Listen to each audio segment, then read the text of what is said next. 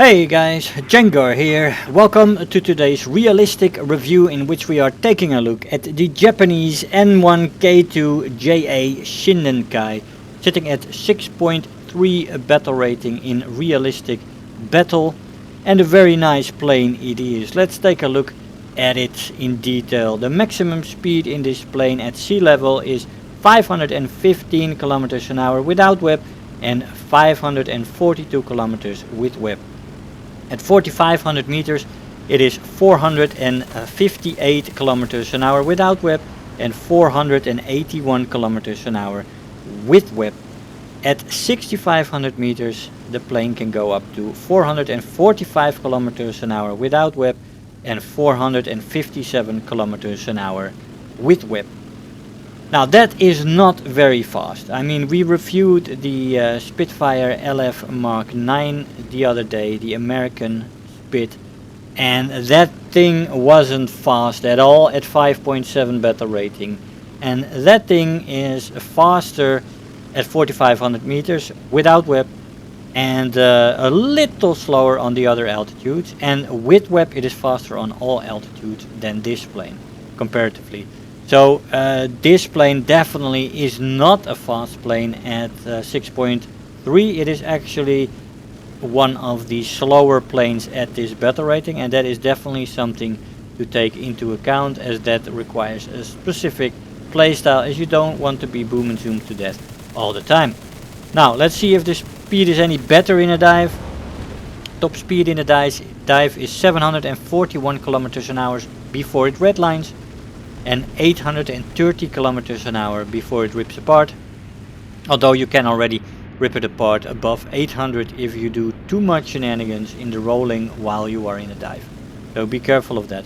It is not very fast in a dive either, and the plane does become uncontrollable at about 700 kilometers an hour, so that is a soft speed cap in a dive.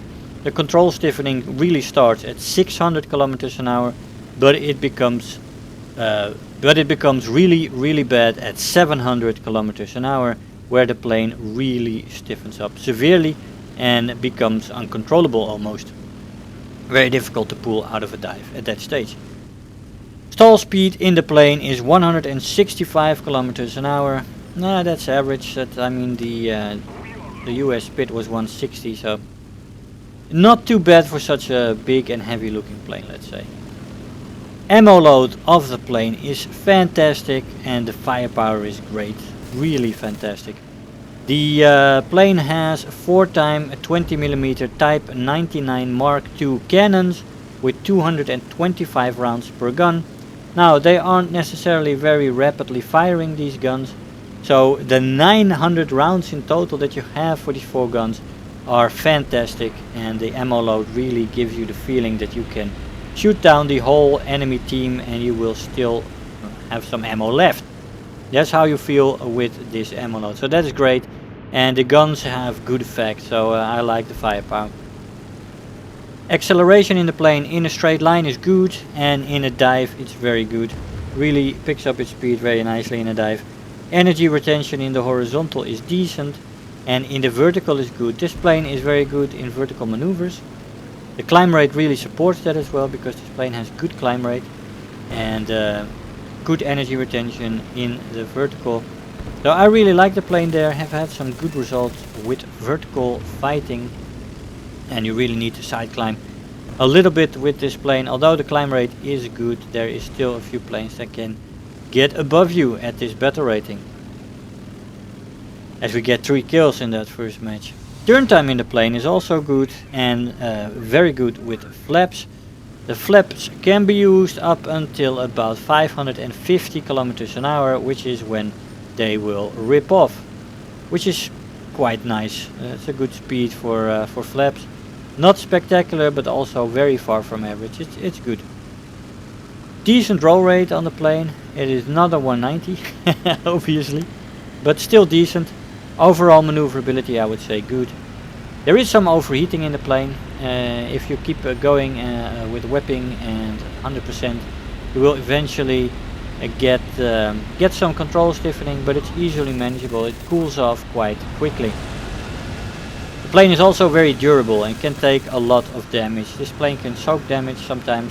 Of course, sometimes you are unlucky, you get a fire or you get a wing rip, but often the plane really can tank a lot of damage and can still fly back to the airfield and land.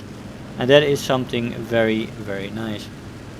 Plane becomes sluggish when slow, and that is below 300 kilometers an hour. You really start to notice that the roll rate doesn't work anymore below 300 kilometers an hour, and also turns a little bit worse, and it becomes sluggish all around in its performance.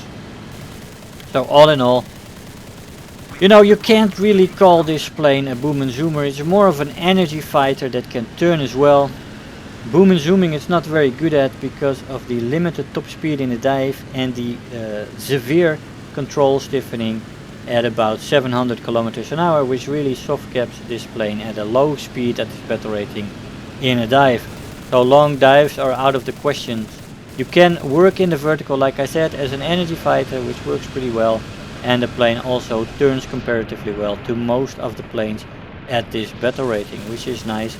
And the plane really has 4 devastating guns with a lot of ammunition, so yeah, very nice in that role, and I've had some good results. You do face a lot of jets, unfortunately. This can be frustrating, but it can also be fun. You know, if a jet pilot knows what he or she is doing, has his or her plane at maximum speed and keeps it there, then it is very, very difficult to get any jets in your crosshair with this plane, because it is not very fast and it does not catch up even in a dive to jets. So that is unfortunate. Thank God very often there's also half of the team of props present in the game, and that's what you should be focusing on mainly. You can, of course, when there is furballs, look at jets that going up, that are stalling out, stuff like that. That's very doable in this plane. You'll make short work of them with your guns. But fighting an experienced jet pilot in this plane can be an act of frustration. That's why I would say that you focus on the fighters, the prop fighters first, if they're in the game, and otherwise you should focus as a support plane and try to help allies that are being boarded by jets. Of course you always have some German jets in the game, like here, and that will definitely help you to get the jets off guard when they are fighting somebody else. That's when you can jump in this plane. As we take off the right wing of this Spitfire Mark 22. Pretty nice. Now after this there was one B-29 left in this game, and he was up at altitude. I was running out of ammo here and decided to go for ground targets, go for a reload, and then see if we could get to this B-29, which proved to be an act of frustration in the end. This was a spacefaring B-29 and he was really going for altitude. I tracked him from about 6,000 meters to about almost 12,000 meters, I believe, which is when my team ended the match eventually. But yeah, so here we go for another AA. And there we go, pretty nice. So I quite like this plane. It's enjoyable. You feel completely in control in this plane, and the guns are very nice. Plus the performance in the vertical, the turning, and the overall maneuverability in this plane are very nice, combined with the lethalness of the guns, and you have a very nice plane on your hand. You do have to be careful though against disciplined boom and zoomers. They can really make a mess of your game. 3 air kills in that game with 6 ground targets. Let's see what kind of rewards we got for that performance. No special rewards, 46,000 silver lions and more than 3,000 research points. I'll see you in the conclusion. Hey guys, so here we are after the match. Now the N1K2-Ja Shiden-Kai really is a plane that you have to get a taste for, you have to get used to its flight style. Definitely not a boom and zoomer. On the extreme altitude it does lose a lot of engine power, as I experienced in that last match. Above 9,000 meters it really starts to get into trouble, and I couldn't really at 11,000 meters I couldn't even catch up to the V29 anymore, which was really, well, slightly frustrating. But yeah, you've also faced a lot of jets in this plane, which is perfectly doable. But you have to pay attention, and strict boom and zoomings can really make your life difficult. But yeah, all in all, I did very well on this plane, over a 4-to-1 kill death ratio. And a lot of fun, a lot of shenanigans, good guns, good maneuverability, good in the vertical. So yeah, I would say try the plane out, see if it is something for you. You will do so without having regrets, well, hopefully. Guys, I hope you enjoyed the review. I want to thank you all for watching, and I'll see you guys next time. Bye bye. If you're new here, make sure to hit the subscribe button, become part of this community.